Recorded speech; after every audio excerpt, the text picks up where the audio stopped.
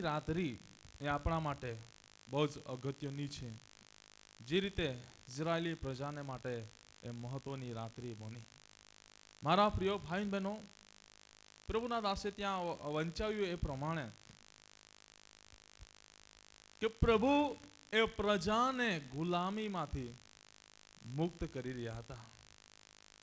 પ્રભુ એ પ્રજાને અંધકારમાંથી અજવાળામાં લાવી રહ્યા હતા. પ્રભુ એ પ્રજાને શૈતાનની સત્તામાંથી સડાવીને વિજયની ઝંડી લહેરાવી રહ્યા હતા. માટે મારા પ્રિય ભાઈ બહેનો, એ એમના માટે ઉત્તમ રાત્રિ હતી કે એ પ્રભુની સન્નિધિમાં રહી શકે. આજે 2025ની રાત્રિએ આપણે એકત્ર થયા છે. હવે થોડા સમય બાદ આપણે 2026ની અંદર પ્રવેશ કરવાના છે. એટલે નવા વર્ષની અંદર પ્રવેશ થવાના છે. પણ હું તમને કહેવા માંગુ છું, નવું વર્ષ સેલિબ્રેશન આપણે કરી રહ્યા છે, તો સેલિબ્રેશન તો આપણે કરતા આવીએ છીએ. પણ હું તમને કહેવા માંગુ છું, ઉજવણી કરતા આવ્યા છે, પણ હું તમને કહેવા માંગુ છું, આપણે નવા વર્ષની ઉજવણીની સાથે, આનંદની સાથે આપણે નવા જીવનને પણ પ્રાપ્ત કરનારા બનીએ. Hallelujah, hallelujah. નવા વર્ષની આપણે ઉજવણી કરવાના માટે આપણે એકત્ર થયા છે. પણ હું તમને કહેવા માંગુ છું, નવું વર્ષ આવ્યું છે, આપણે ઉજવણી કરી લેશું. નવું વર્ષ આવીશું, આનંદ સહિત આપણે નાચી કૂદી લેશું. નવું વર્ષ આવ્યું છે, આપણે આનંદ સહિત આનંદને વ્યક્ત કરતા ફટાકડા ફોડી લેશું. નવું વર્ષ આવ્યું છે, સાથે મળીને આપણે પ્રીતિ ભજન કરી લેશું. પણ મારા પ્રિય ભાઈ બહેનો, આપણા જીવનને આપણા નવા ના બનાવીશું, આપણા જીવનને આપણે નવું ના બનાવીશું, તો એ વર્ષ પણ આપણા માટે નકામું છે. એ વર્ષ પણ આપણા માટે વ્યર્થનું છે. દરેક મારા પ્રિય ભાઈ બહેનો, હું તમને કહેવા માંગુ છું, આ સમયે આપણે એક પવિત્ર અને ગંભીર પ્રભુ વચનની વિધિની અંદર આપણે આગળ વધવાના છે. એના પહેલા હું તમને થોડી મિનિટો, 10-15 મિનિટ અથવા એટલી મિનિટ પણ ના લઈશ, પરંતુ થોડી મિનિટ હું તમને કહેવા માંગુ છું, મારા પ્રિય ભાઈ બહેનો, આપણા જીવનને તૈયાર કરીએ. ને આપણા જીવનને કેવી રીતે તૈયાર કરવાનું છે, આપણા જીવનને આપણે કેવી રીતે તૈયાર કરવાનું છે કે આ નવા વર્ષની અંદર નવું જીવન જીવવા માટે, નવા વર્ષની અંદર પ્રવેશ કરતા નવા આશીષોને પ્રાપ્ત કરવાના માટે, નવા વર્ષની અંદર પ્રવેશ કરતા એક નવા અભિષેકને પ્રાપ્ત કરનારા બનીએ, નવા સામર્થ્યને પ્રાપ્ત કરનારા બનીએ, નવી કૃપા, નવા આશીષોને પ્રાપ્ત કરનારા બનીએ, એક બંધ થયેલા માર્ગો આપણા માટે ખોલનારા બને. માટે મારા પ્રિય ભાઈ બહેનો, આ પવિત્ર વિધિની અંદર જડાઈ રહ્યા છે ત્યારે હું તમને કહેવા માંગુ છું, પ્રભુના વચનની અંદર લખવામાં આવ્યું છે પ્રમાણે, કોરિન્થીયોનો પહેલો પત્ર 11મો અધ્યાય જ્યારે આપણે વાંચીએ છીએ ત્યારે ત્યાં આપણે 11મો અધ્યાય અને 27મી કલમથી વાંચીએ છીએ. ત્યાં શું લખવામાં આવ્યું છે, વાંચો. એ માટે જે કોઈ માણસ અયોગ્ય રીતે પ્રભુની રોટલી ખાશે કે તેનો પ્યાલો પીશે, તે પ્રભુના શરીરનો તથા રક્તનો અપરાધી થશે. શું કહે છે વચનની અંદર? શું લખવામાં આવ્યું છે? જે કોઈ માણસ અયોગ્ય રીતે પ્રભુની રોટલી ખાશે અથવા તેનો પ્યાલો પીશે, તો પ્રભુના શરીરના તથા રક્તનો અપરાધી ઠરશે. આજે 2025ના આ રાત્રિએ, 31 રાત્રિએ મારા પ્રિય ભાઈ બહેનો, આપણે પ્રભુની સાનિધ્યમાં એકત્ર થયા છે. આ જાગરણની મીટિંગની અંદર હું તમને કહેવા માંગુ છું, જાગરણ એનો બી એક અર્થ આપણે સમજી શકીએ છીએ. જાગરણની સભા એટલે એ રાત્રિએ પરમેશ્વરની સન્નિધિમાં મારા પ્રિય ભાઈ બહેનો આપણે દીન અને નમ્ર બનવું જરૂરી છે. જાગરણની રાત્રિ એ મારા પ્રિય ભાઈ બહેનો ઘણી બધી બાબતોને દર્શાવે છે. ઘણી બધી એવી બાબતો છે જેને દર્શાવે છે. એ રાત્રિએ પ્રભુની સન્નિધિમાં આપણે પ્રાર્થનામાં બેસવું. એ રાત્રિએ પ્રભુની સન્નિધિમાં આપણા મસ્તકોને નમાવીને દીન અને નમ્ર બનવું. એ રાત્રિએ આપણા જીવનને આપણે તૈયાર કરવું. પ્રભુ ઈસુ ખ્રિસ્ત પોતે પણ ગેસેમાની વાડીની અંદર આખી રાત પ્રાર્થના કરી. એ જાગરણની મીટિંગ એમના માટે. અને આખી રાત એ મીટિંગની અંદર શું કરી? પ્રાર્થના કરી. પોતાની જાતને પરમેશ્વરના હાથની અંદર સમર્પિત કર્યો. આજે હું પણ તમને એ જ કહેવા માંગુ છું, આપણે પ્રભુ ભોજની અંદર જોડાઈએ એના પહેલા, પ્રભુ ભોજની વિધિની અંદર જોડાઈએ એના પહેલા, અથવા જેઓએ બાપ્તિસ્મા નથી લીધો તો તમને કહેવા માંગુ છું, આપણે 2026માં પ્રવેશ કરીએ એના પહેલા થોડો સમય બાકી છે. આપણી પાસે હવે થોડીક મિનિટો બાકી આપણને જોવા મળે છે, કલાક આપણને જોવા મળી રહે છે મારા પ્રિય ભાઈ બહેનો. પણ એ સમયગાળા દરમિયાન હું તમને કહેવા માંગુ છું, આપણે પ્રભુ ઈસુ ખ્રિસ્તના શરીરને આપણે જોઈએ કે જેણે મારા અને તમારા અપરાધોના માટે આડાનુભા લાકડા પર જોડાઈને હાથે પગે ખીલાનો માર ખાધો, જેણે શરીર પર 39 ફટકાનો માર ખાધો, જેણે મારા પ્રિય ભાઈ બહેનો અપરાધ, નિંદા, મહેણા, ઠઠ્ઠા, મસ્કરી સહન કરી મને ને તમને શૈતાનના બંધનમાંથી, શૈતાનની ગુલામીમાંથી, અંધકારની ગુલામીમાંથી બહાર કાઢ્યા. એ પ્રભુ ઈસુ ખ્રિસ્તના સાનિધ્યમાં આપણે આવીને બેઠા છે. તો હું તમને કહેવા માંગુ છું મારા પ્રિય ભાઈ બહેનો, આજે આપણે પ્રભુ ઈસુ ખ્રિસ્તના શરીરને તપાસીએ કે જેણે મારા અને તમારા અપરાધોના માટે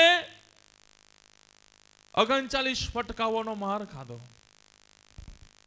અહીં બેઠા છો, પરંતુ તમે એક કાલ્પનિક વિચાર કરો કે જ્યારે પ્રભુ ઈસુ ખ્રિસ્તના શરીર પર ફટકાનો માર મારવામાં આવ્યો, 39 ફટકાનો, આપણને જોવા મળે છે કે જે ચાબુક હતો ના નીચે આકડીઓ બનાવવામાં આવેલી હતી, જંજીર બાંધવામાં આવ્યું હતું, અને એ જેવું શરીર પર મારે એવું માંસને હાડકાને ખેંચી કાઢે. આજે મારા પ્રિય ભાઈ બહેનો, આપણે એક કાલ્પનિક વિચાર કરીએ, આપણને ચિત્રો કેવો દેખાય છે. એ શરીરને આપણે વિચારીએ, એ શરીરને આપણે જોઈએ. અને જ્યારે મારા પ્રિય ભાઈ બહેનો ચાબુક મારવામાં આવતો હતો, એ શરીર પરથી માંસ નીકળ્યું એટલું નહીં, હાડકા ભાંગ્યા એટલું નહીં, પરંતુ શરીરમાંથી જે લોહી નીકળ્યો એ લોહીને આપણે જોઈએ. આજે એ શા માટે એ લોહી વહેવડાવ્યું છે? શા માટે મારા પ્રિય ભાઈ બહેનો? મને ને તમને શાંતિ મળે, મને ને તમને જીવન મળે, આનંદકારનું જીવન મળે, હું ને તમે આશીર્વાદિત થઈએ, હું ને તમે દેવના રાજ્યના વારસ બનીએ, આપણે રાજમાન્ય યાજક વંશના દીકરા દીકરીઓ બનીએ. આજે મારા પ્રિય ભાઈ બહેનો, એ મહત્વના આપણે સમજીએ. માટે વચનની અંદર લખ્યા પ્રમાણે, એ માટે જો કોઈ પણ માણસ અયોગ્ય રીતે પ્રભુની રોટલી ખાશે. હું તમને કહેવા માંગુ છું, આજે રોટલી છે, જે રોટલી છે એને અયોગ્ય રીતે ખાઈશું, અને આપણે ખ્રિસ્તના શરીર તરીકે જોઈએ છીએ.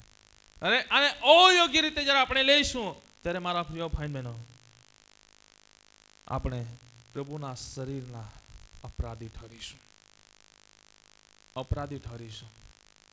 જે 39 ફટકાઓ મારવામાં આવ્યા હતા એમાંનો એક ફટકો આપણો પણ બનશે. જે ખુખની અંદર ભાલો મારવામાં આવ્યો હતો એમાંનો ભાલો આપણો પણ બનશે. માથા પર કાંટાનો મુગટ મૂકવામાં આવ્યો હતો અને દબાવવામાં આવ્યો હતો. એમાંના જે કાંટા હતા એ કાંટા આપણે પણ બની જઈશું. જે પ્રભુ શ્રી કૃષ્ણના મુખ પર થૂકવામાં આવ્યું હતું એમાંના થૂકનારા આપણે પણ બની જઈશું. જે મુક્કીઓ મારવામાં આવી હતી એમાંના આપણે પણ બની જઈશું. જે ચંપલો ફેંકવામાં આવ્યા હતા એમાંના આપણે પણ બની જઈશું. જે કપડા ઉતારી લેવામાં આવ્યા હતા કપડા ઉતારનારા આપણે પણ બની જઈશું. માટે આજે રાત્રે હું તમને કહેવા માંગુ છું મારા પ્રિય ભાઈઓ અને બહેનો, આજે 2025 પૂરું થઈ રહ્યું છે. એવા વર્ષો ઘણા પૂરા થયા છે પરંતુ જીવન ના બદલાયું હોય તો કોઈ કામનું નથી. આજે આપણે જીવનને બદલનારા બનીએ. જીવનને બદલીને આપણા જીવનને યોગ્ય બનાવનારા બનીએ. આપણા જીવનને આપણે યોગ્ય બનાવનારા બનીએ. જો કદાચ મારા પ્રિય ભાઈ બહેનો તમારા આ 2025 નું વર્ષ વિચારતા તમારા જીવનની અંદર કેટલાક લોકો જોડે તમારા સંબંધો તૂટ્યા હશે,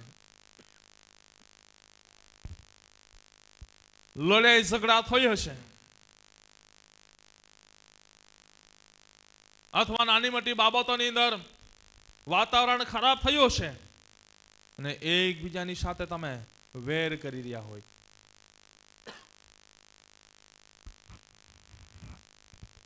એકબીજાની સાથે વેર કરી રહ્યા હોય. હું તમને કહેવા માંગુ છું આ પવિત્ર સંસ્કારની અંદર જણાય ના પહેલા, પવિત્ર વિધિની અંદર જણાય ના પહેલા, પ્રભુના શરીરના અને રક્તના ભાગીદાર બનીએ ના પહેલા તમે જેને દુશ્મન ગણી રહ્યા છો એને માફી આપો. માફી આપી દો. આ પૃથ્વી પર આપણું જીવન શણિત જીવન છે મારા પ્રિય ભાઈ બહેનો. શણિત જીવન છે. આ પૃથ્વી પરનું આપણું જીવન શણિત જીવન છે. આજે છે ને કાલે નથી. આજે છે ને કાલે નથી. પણ હું તમને કહેવા માંગુ છું જેટલું જીવન છે એટલું હળી મળીને પ્રેમ ભાવમાં આપણે જીવનને જીવી લઈએ. આનંદ ઉત્સાહ પ્રભુમાં આનંદ ઉત્સાહ કરતા અને પ્રભુનો પ્રેમ લઈને એ પ્રેમ પ્રભુનો પ્રેમ એકબીજાને આપીને આપણે જીવનને જીવી જનારા બનીએ. આજે મંડળી તમને કહેવા માંગુ છું, ઓનલાઈનના માધ્યમથી સાંભળી રહેલા તમને પણ હું કહેવા માંગુ છું આજે તમારા જીવનને પરિવર્તન કરો. નહીં તેવી એવા ઘણા વર્ષોની ઉજવણી કરી નાખી હશે, તમે પાર્ટીઓ કરી નાખી હશે, પરંતુ કશું કામનું ના રહેશે જો જીવન ના બદલ્યું હોય તો. માટે આજે પ્રભુ ઈસુ ખ્રિસ્તના શરીરના અને રક્તના ભાગીદાર બનીએ એના પહેલા આપણે એ શરીરને જોઈએ, એને તપાસીએ અને જેથી કરીને આપણે અપરાધી ના ઠરીએ. એને તપાસતા મારા પ્રિય ભાઈ બહેનો, એને તપાસતા આજે તમારા જીવનની અંદર મેં કહીએ એક ખામીઓ દેખાઈ રહી હશે.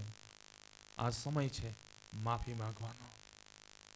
અને વચનની અંદર નીચે પ્રમાણે લખવામાં આવ્યું છે પ્રમાણે પણ દરેક માણસે પોતપોતાની પરીક્ષા કરવી અને એમ કરીને રોટલીમાંથી ખાવું અને પ્યાલામાંથી પીવું.